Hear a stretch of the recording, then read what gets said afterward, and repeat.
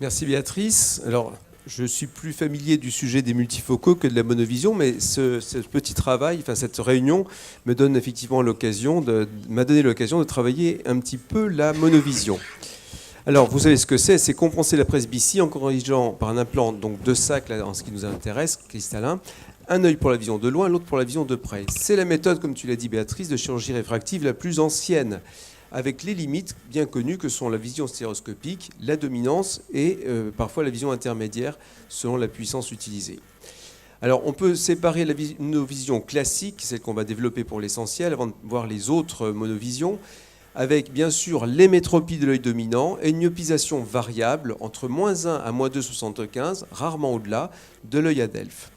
Et il faut savoir que par rapport à ce qu'a dit Solange Milazzo, le fait qu'on ait des implants toriques nous a permis d'émétropiser des yeux astigmates et donc d'utiliser également la monovision dans ces yeux astigmates et donc augmenter les indications. Les autres, on va les voir au fur et à mesure. Alors tout d'abord, vous devez vous intéresser à la notion de dominance oculaire. C'est une notion complexe qui comporte plusieurs composantes. Quand vous lisez la littérature, et j'ai repris ce qu'avait écrit Pierre-Jean Pisella dans le rapport de 2012, c'est une dominance qui peut être motrice, dite dominance de visée. Vous avez une dominance sensorielle qui est directionnelle. Cette dominance va changer selon l'espace de champ visuel dans lequel vous vous situez. Et pour certains même, la dominance dite de visée, que j'ai écrit dans la motrice, peut être une composante à la fois sensorielle et motrice. Donc si vous y retrouvez, moi j'avoue que là, j'y perds un peu mon latin. Enfin bon, en pratique, ce qu'il faut que vous fassiez, c'est essayer de à peu près savoir si votre patient est œil droit dominant ou œil gauche dominant. 80% en statistique, c'est l'œil droit. Alors, le flou différentiel, vous le savez, vous passez sur l'émétropie mise à droite et à gauche en vert, un plus 0,75 d'un côté et de l'autre. Le patient vous dit « je suis moins bien là » en mettant devant l'œil droit, ça veut dire qu'il a l'œil droit dominant. Ça, c'est ce qui marche en pratique le mieux. Plus 0,75, certains mettent plus 1, on ne va pas pinailler. Le carton perforé, c'est le fait de faire spontanément, effectivement, mais c'est moins fiable. Faire un test lentille également, ça peut se faire. Ou si, bien sûr, vous avez une notion de lentille préalable, c'est encore plus simple. Alors, vous pouvez également évaluer quantitativement la dominance. Ça, c'est un petit peu plus fin. Il y a des tests très complexes de rétinométrie, donc utiliser des rétinomètres que je ne connais pas. Et ce que j'ai lu, qui est intéressant, c'est de mettre un filtre rouge devant l'œil non dominé. Vous mettez le patient en binoculaire devant le Snellen. Le test paraît blanc. Et ensuite, vous allez adjoindre des verres positifs de puissance croissante devant l'œil que vous supposez dominant, ce qui va vous donner, quand le patient commence à avoir un changement de teinte, la puissance utilisable pour la monovision. D'accord ? Ça vous permet, quand ça commence à changer de teinte, de vous dire il commence à virer à 2 ou à 1,50 ou à 2,5. Et donc comme ça, vous avez une petite idée de la puissance que vous allez utiliser pour votre bascule.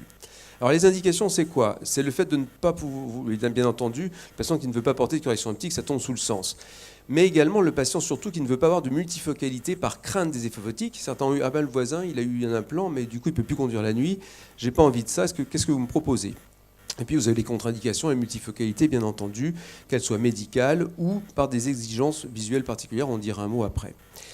Alors, les limites sont effectivement le fait qu'en vision intermédiaire ou vision de près, selon ce que vous allez mettre, si vous mettez un -1 sur l'œil non dominant ou un -2 ou -2,50, la vision soit intermédiaire, soit de près va être un petit peu faible. Vous avez les problèmes de perte de vision stéréoscopique. Il faut savoir que globalement, c'est acceptable jusqu'à 2 dioptries par rapport à l'émétropie de l'œil dominant. Par contre, si vous avez une grosse erreur, quand vous avez ce qu'on appelle une dominance accentuée, quelqu'un qui est très œil droit dominant, vous êtes planté, vous avez mis un implant myopisant de ce côté-là, il faut le corriger. Le plus simple à ce moment-là, c'est d'émétropiser cet œil dominant que vous avez myopisé et de voir ensuite ce que vous faites. Soit vous le laissez en émétropie bilatérale, soit vous remyopisez le deuxième œil s'il le souhaite. En pratique également, il faut savoir que les hypermétropes ne tolèrent que peu la monovision et vaut mieux se limiter chez eux à des micro-monovisions. La satisfaction moyenne est de 80%, avec des acuités en moyenne 3/4 à 0,7 dixième au moins, et 20% à 10 dixièmes. En binoculaire de près, vous avez 80% de Pareto 2 quand même, donc ça marche quand même bien en vision de près. Et il faut savoir également, une étude a montré que lorsque vous mettez un œil métrope, l'autre à -1,50, sans test de dominance droit-gauche, vous avez les gens qui, quand on fait des questionnaires de satisfaction, sont satisfaits à 9,5 sur 10, ce qui est quand même pas mal du tout. Donc avec une légère monovision, les gens sont tous contents, même si vous plantez d'œil dominant. J'ai repris une étude également de la littérature sur des comparaisons entre des restores D3, donc addition plus 4, bilatéraux, versus monovision, avec des acuités qui sont très comparables, vous voyez, de loin comme de près, un questionnaire de qualité de vie, où vous trouvez qu'avec la monovision, et en fait, les plus grandes améliorations le sont pour l'ordinateur, pour la conduite nocturne et les conditions visuelles difficiles. La monovision fait mieux que les multifocaux. Par contre, inversement, pour le journal, oui, il y a également une petite amélioration par rapport à la monovision, par rapport aux multifocaux. Vous voyez, 14 sur 21 pour les multifocaux, ne mettent jamais de lunettes pour le journal, et 17 sur 22 pour la monovision. Enfin, pour les multifocaux, ils sont plus forts pour les travaux fins de près, semble-t-il, et il n'y a pas de différence pour la conduite diurne, pour la descente d'escalier et la qualité visuelle générale. Une petite série personnelle très rapide, vous voyez, avec une bascule classique, moins 0,11 en moyenne sur l'œil dominant, moins 2 sur l'œil dominé. Et voici la courbe de défocalisation. Vous connaissez la courbe de défocalisation, vous mettez la meilleure acuité et vous faites une mesure donc, de votre acuité visuelle avec différentes défocalisations. Alors, ça, c'était la monovision classique. Donc, vous voyez, ça marche avec quand même des taux de satisfaction quand même très intéressants et qui tiennent la route en comparaison avec les multifocaux. Vous avez d'autres monovisions plus fines, notamment l'asphéricité différentielle, que Pierre-Jean, qui n'a pas pu en parler, en aurait sans doute dit un mot. Il a travaillé beaucoup là-dessus, vous le savez. Vous mettez l'œil dominant avec un implant qui corrige complètement les aberrations Z4, les aberrations sphériques, notamment le Technis par exemple, et l'œil non dominant avec un implant qui les corrige incomplètement ou pas du tout. Et donc, vous avez effectivement une petite profondeur de champ donnée grâce à cet œil dominant qui garde quelques aberrations sphériques. Ça a l'avantage d'avoir aucune intolérance, ça a l'inconvénient d'avoir un effet limité, bien entendu. Par contre, ce qu'on fait presque tous en pratique, vous le faites sans doute beaucoup quand vous ne mettez pas le multifocaux, vous mettez un œil dominant émettrope pur et l'autre œil non dominant à moins 0,50, moins 0,75, ça marche quand même très bien. L'effet sera augmenté, bien sûr, selon le modèle d'implant qui traite les Z4 ou pas. Bien sûr, il faut des verres de près en complément, mais on a très peu d'insatisfaits. Et on a beaucoup de gens qui nous disent, vous savez, au soleil, le matin, je lis mon journal sans trop de difficultés, avec ces situations-là quand même. Pour aller toujours plus fin, vous allez dans les implants un peu plus complexes, et on en a dit un mot tout à l'heure, vous avez les implants à profondeur de champ augmentée. On va en parler sans doute dans le futur de ces implants-là, vous le savez.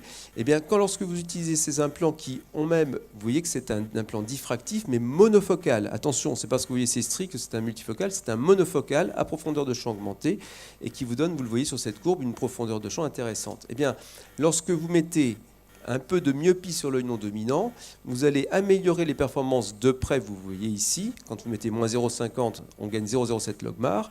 Lorsque vous mettez moins 0,75, vous êtes à 0,12 logmar, mais vous perdez un petit peu en vision de loin. En fait, c'est un peu les vases communicants.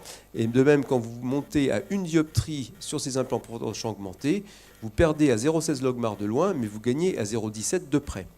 Donc vous arrivez à jouer avec ce genre de situation pour donner une certaine profondeur de champ intéressante. Un concurrent qui sortira sans doute l'année prochaine, qui va sortir en étude, le géométrique de Hoya, fonctionne sur un autre principe, qui sont des hautes aberrations marquées sur l'implant, et il donnera sans doute des résultats probablement, en tout cas dans le même style, on le verra dans le futur.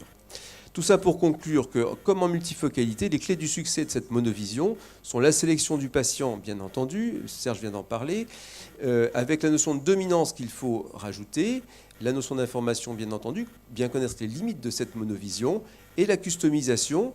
N'oubliez pas que vous dépendez aussi d'une biométrie, comme l'a dit Thierry tout à l'heure, parce que si vous plantez sur votre biométrie, si vous mettez un œil à moins 4, ça n'ira pas.